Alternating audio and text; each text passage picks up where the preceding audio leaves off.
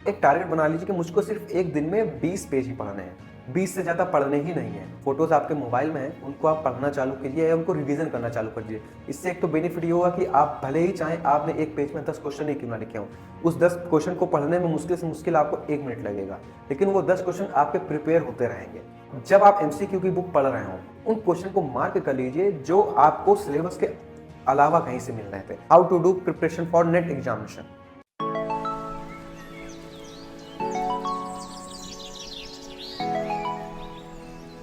चलिए शुरू करते हैं। सबसे पहले आप किसी भी एग्जाम में, जिस भी आप एग्जाम में नेट देने जा रहे हैं, उस एग्जाम की बेसिक बुक को पढ़िए। हर सब्जेक्ट की बेसिक बुक होती है, जैसे हमारे एक्सटेंशन की बेसिक बुक हैं, जीएल लेके extension communication and management and dimension of agriculture extension by A K Singh, Lakhan Singh and R Rai Burman. ऐसे भी अलग अलग सब्जेक्ट की अलग अलग बेसिक बुक होती हैं। सबसे पहले तो आप उन बेसिक बुक को परचेज कीजिए, क्योंकि उन बेसिक बुक से आप ये आइडिया लग जाएगा कि आपके पूरे सब्जेक्ट में ओवरऑल है क्या और डिटेल में क्या पढ़ने की ज़रूरत है। बेसिक बुक से हमको पूरा इतना कॉन्सेप्ट क्लियर हो जाएगा। नेट के एग्जाम के लिए बेसिक बुक के अलावा वन लाइनर बुक तो शुरुआत में बिल्कुल भी मत पढ़ें। क्वेश्चन को एग्जामिनर जो घुमा के पूछते हैं, वो आप बेसिक बुक, वो आप वन लाइनर बुक से कभी भी नहीं पढ़ पाएंगे, ना कभी कर पाएंगे। तो उसके लिए आपको डिटेल में बुक पढ़नी ही पड़ेगी। फिर बात करते हैं कि जब आप बेसिक बुक पढ़ लें, फिर आप एसआरबी की वेबसाइट पर जा करके सिलेबस को डाउनलोड करें और सिलेबस को प्रिंट करके सबसे पहले तो आप उस रजिस्टर में रखिए जिसमें आप नोट्स बनाएंगे। उस सिलेबस को प्रिंट करके आप हमेशा अपने साथ कैरी करें। आप लाइब्रेरी जाते हैं तो उसको आप अपने नोटबुक में रखिए, या जो बुक आप पढ़ रहे हो उस समय उसको उसमें रखिए। सिलेबस डाउनलोड करने के बाद आप उसमें जितनी भी यूनिट हैं, उस यूनिट को 1 बाय 1 पहले पढ़ें, समझें कि हमारे पूरे सिलेबस में क्या क्या हमको पढ़ना है, कौन कौन से क्या क्या चीज़ें कहाँ कहाँ से हमको पढ़नी पड़ेंगी। यूनिट पढ़ने के बाद एक एक यूनिट के अकॉर्डिंग, एक एक जितनी भी यूनिट हैं, हर यूनिट के अकॉर्डिंग आप बुक को सिलेक्ट करें कि हर यूनिट के लिए अलग बुक होगी।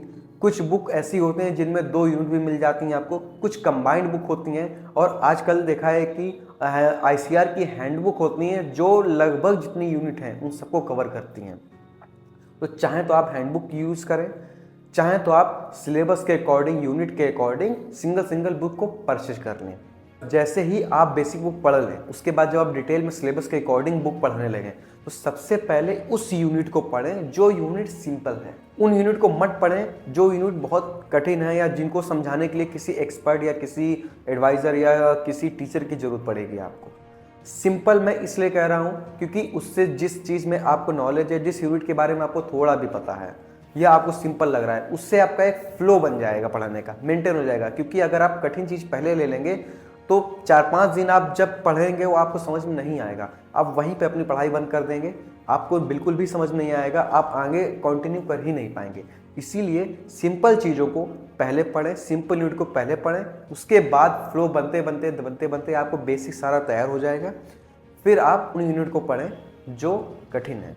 आपके पास जितनी भी किताबें हैं, उन किताबों को एक साथ हो सके तो मत ख़त्म करें, मत पढ़ें। आप एक एक किताब को पढ़ें, सिंगल बुक। ऐसा मत कीजिए कि आप जहां भी जा रहे हैं 4 किताब एक साथ ले जा रहे हैं, क्योंकि उससे होगा कि आप जब 4 किताब एक साथ देखेंगे आप डिमोटिवेट होंगे कि अभी मुझको इतनी सारी किताबें पढ़नी है, अभी तो मैंने सिर्फ एक भी किताब नहीं पढ़ी है। और किताब को डिवाइड कर लें। किसी भी आप सिंगल बुक को पढ़ रहे हैं, क्योंकि सपोज कीजिए कोई बुक अगर 300 पेज की भी है तो हम लोग घबरा जाते हैं कि ये एक बुक है भी ख़त्म नहीं हो रही है, बाकी किताब कैसे ख़त्म करें।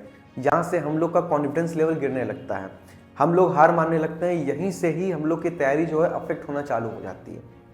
आप सिंपल करें क्या, सपोज कीजिए कोई 300 पेज की बुक है, आप एक टारगेट बना लीजिए कि मुझको सिर्फ एक दिन में 20 पेज ही पढ़ने हैं, 20 से ज़्यादा पढ़ने ही नहीं है।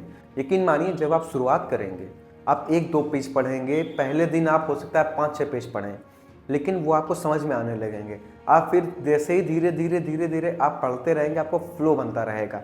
आप एक दिन में 20 पेज भी पढ़ना चालू कर देंगे। यकीन मानिए जैसे ही आप 20 पेज पढ़ना चालू कर देंगे, डे बाय डे प्रैक्टिस से आप 20 की जगह वो पेज आपके बढ़ते रहेंगे। नंबर ऑफ पेजेस आप ज़्यादा रीड करते रहेंगे पर डे। हो सकता है आप 30 कर लें, हो सकता है 40 कर लें। जो लोग नेट क्वालिफाई कर चुके हैं या जिन लोगों ने जिस किताब को पढ़ लिया है वो अच्छे से समझ रहे होंगे कि आज जिस किताब को उन्होंने पढ़ लिया है, आज उस किताब को पूरे एक दिन में ख़त्म कर सकते हैं। जब भी आप बुक पढ़ रहे हो, आप हमेशा नोट्स बनाकर चलें। नोट्स बनाना इसलिए ज़रूरी है, सपोज कीजिए आप हर जगह तो बुक कैरी नहीं कर सकते हैं, लेकिन नोट्स आप जो बनाएंगे उनकी फ़ोटो क्लिक करके हमेशा अपने मोबाइल में रखिए। क्योंकि सपोज कि आप कहीं भी जाते हैं या किसी वजह से कहीं आप ऐसी जगह बैठे हो जहाँ पर आपको बेवजह ही बैठना पड़ रहा है, या आपने किसी फ्रेंड के साथ गए हैं, या आप लाइब्रेरी कैंटीन में बैठे हैं, या आप नॉर्मल किसी क्लास वर्क में बैठे हैं जहाँ पर आपका मन भी नहीं लग रहा है, फ़ोटोज़ आपके मोबाइल में हैं, उनको आप पढ़ना चालू कीजिए या उनको रिवीजन करना चालू कीजिए। इससे एक तो बेनिफिट ये होगा कि आप भले ही चाहें आपने एक पेज में 10 क्वेश्चन ही क्यों ना लिखे हों, उस 10 क्वेश्चन को पढ़ने में मुश्किल से मुश्किल आपको 1 मिनट लगेगा, लेकिन वो 10 क्वेश्चन आपके प्रिपेयर होते रहेंगे। और जैसे ही एक यूनिट ख़त्म हो जाए, उसकी जो एमसीक्यू बुक है, मल्टीपल क्वेश्चन टाइप जो भी बुक है, उसके वो क्वेश्चन को सॉल्व करें। क्योंकि ऐसा मत कीजिए कि आप अभी बिना पढ़े, पहले कुछ बच्चे क्या करते हैं कि बिना पढ़े ही आप 2 पन्ने पढ़ते हैं और मल्टीपल क्वेश्चन को सॉल्व करना चालू कर देते हैं। फिर देखते हैं कि नर्वस हो जाते हैं क्योंकि अभी तो इसमें बहुत कुछ पढ़ना है, मैंने तो अभी चीज़ें पढ़ी नहीं है। इसलिए मल्टीपल क्वेश्चन टाइप की जो बुक है उनको आप तब स्टार्ट करें, तब पढ़ना चालू करें जब आप कम से कम एक यूनिट सब्जेक्ट की ख़त्म कर लें। सपोज कीजिए आप कम्युनिकेशन आपने ख़त्म कर दिया है, कम्युनिकेशन का जितना भी मटेरियल था आपने बुक से ख़त्म कर दिया है, जो भी सिलेबस था आपने कवर कर दिया है। फिर उसके जो सुनील विजी की बुक है या अलग अलग जो बुक हैं, उनमें जो कम्युनिकेशन के क्वेश्चन है उनको सॉल्व करना स्टार्ट कीजिए। और जब आप एमसीक्यू की बुक पढ़ रहे हों, उन क्वेश्चन को मार्क कर लीजिए जो आपको सिलेबस के अलावा कहीं से मिल रहे थे। वो अलग से हो सकता है किसी रिपोर्ट से लिए गए हों, हो सकता है किसी ऐसी बुक से लिए गए हों जो आपने पढ़ी ना हो। घबराइए मत, उसको वहीं अंडरलाइन कर लीजिए ताकि उस क्वेश्चन पर आपको अलग से मेहनत करने की ज़रूरत होगी, थोड़ा अलग से फोकस करना होगा ताकि वो आपको याद होता रहे। पढ़ते समय जो भी टॉपिक आपको समझ में ना आए, होता है कई बार कि हम सिंपल चीज़ें पढ़ रहे हैं, बीच में कोई चीज़ कठिन आ गई, हमको समझ में नहीं आ रहा है, तो हमारा मन करता है कि चलो समझ में नहीं आ रहा, पढ़ाई बंद कर देते हैं। आप पढ़ाई मत बंद कीजिए उस समय, आप सिंपल उस चीज़ को हाईलाइट कर लीजिए। जितने भी स्टूडेंट हाईलाइटर सबके पास होता है, या मार्क कर लीजिए या फ़ोटो खींच लीजिए उसकी। और जब आप सपोज कीजिए आप अपने एडवाइज़र के पास जाते हो, टीचर के पास जाते हो, या उस टॉपिक से रिलेटेड जो एक्सपर्ट है जिसको आप जानते हो, उस या अपने सीनियर से डिस्कस करिए कि सर इस टॉपिक के बारे में बता दो, उसको आप बाद में डिस्कस करो। सेम टाइम पे आप डिस्कशन करने लगोगे तो आपको जो आपका फ्लो बना पड़ा है पढ़ने का वो टूट जाएगा। हो सके तो आप जो भी पढ़ें डिस्कस जरूर करें। डिस्कस करने से लर्निंग ज़्यादा इफेक्टिव होती है। डिस्कस करने का फ़ायदा क्या होता है, सपोज कीजिए कोई एक चीज़ आपको बहुत ईजी वे में तैयार हो गई है और कोई दूसरा टॉपिक आपको बहुत कठिन लग रहा है, लेकिन होता क्या है कभी कभी वो जो आपको कठिन लग रहा है वही किसी दूसरे को बहुत सिंपल लग रहा है, तो वो आपको उस सिंपल वे में बता देगा तो आपको अच्छे से समझ में आ जाएगा, और आपको जो सिंपल लग रहा है जो उसको कठिन लग रहा था वो उसको समझ में आ जाएगा। ये होता है पार्टिसिपेटिव लर्निंग, चाहे इसको आप कह लीजिए आप 2 लोग नहीं, 3 लोग, 4 लोग, 5 लोग मिलकर के पढ़ सकते हैं। पार्टिसिपेटिव लर्निंग एक बहुत इफेक्टिव लर्निंग होती है।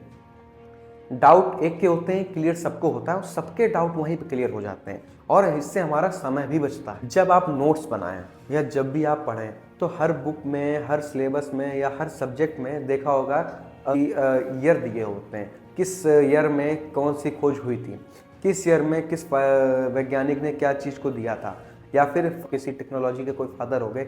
इन सब की एक सेपरेट लिस्ट बना लीजिए। लिस्ट बना करके उसको आप जो भी आपका नोटबुक है उसमें आप अलग से रखिए, और इसको याद मत करिए बिल्कुल भी। जस्ट दिन में 2 बार 3 बार केवल पढ़ लीजिए, तब खास तौर पर पढ़िए जब आप सोने जा रहे हो। उसके पहले एक नज़र डाल लीजिए बस। ये बिल्कुल मत सोचिए मुझको याद होगा या नहीं होगा, ये धीरे धीरे याद होने वाली चीज़ें हैं ही नहीं। ये दरअसल क्या होता है कि जब आप कोई चीज़ डेली देख रहे हो तो जब भी आपके सामने वो क्वेश्चन आएगा, आपके सामने वो चीज़ क्लिक हो जाएगी कि हाँ इसका आंसर यही लग रहा है, इसका आंसर यही होगा। वन लाइनर बुक का यूज़ कब करें, हर सब्जेक्ट में शॉर्टकट मेथड होते हैं, या वन लाइनर बुक ऐसी होती है जो डिटेल चीज़ को जितने वो जो थ्योरी की बुक है उसमें से जितने वन लाइनर क्वेश्चन बन सकते हैं वो क्वेश्चन को नोट करके वन लाइनर बुक में मेंशन करके दे देते हैं। लेकिन वो पढ़ने का सही समय कब है, जब आप पूरी डिटेल में पूरा सिलेबस ख़त्म कर चुके हों, जब आप रिवीजन की तरफ होते हैं, जब आप रिवीजन कर रहे होते हैं, तब वन लाइनर बुक का यूज करना चाहिए। क्योंकि डिटेल होगा क्या, अगर आप वन लाइनर बुक शुरुआत में पढ़ने लगेंगे आप डिटेल में कभी भी नहीं समझ पाएंगे। तो जितने भी क्वेश्चन ऐसे होते हैं जो एग्जामिनर घुमा कर पूछ लेते हैं, जब आपने डिटेल में पढ़ रखा होगा तब आप वो क्वेश्चन कर पाएंगे। वन लाइनर क्वेश्चन तो बहुत ज़्यादा होते हैं, उनके तो मुश्किल से 50 से 60 होते हैं, उससे ज़्यादा सब एग्जामिनर होते हैं खुद से ही बनाते हैं, फ्रेम करते हैं। अभी मैं ही हूँ, मेरे पास एक बार क्वेश्चन आएगा तो मैं सिंपल चीज़ें तो उठा करके नहीं दूंगा, कहीं ना कहीं मैं वो उसमें भी कुछ चेंजेस लाऊंगा। क्वेश्चन हो सकता है थोड़ा घुमा दूँ। आज के लिए इतना ही रखते हैं। Thank you.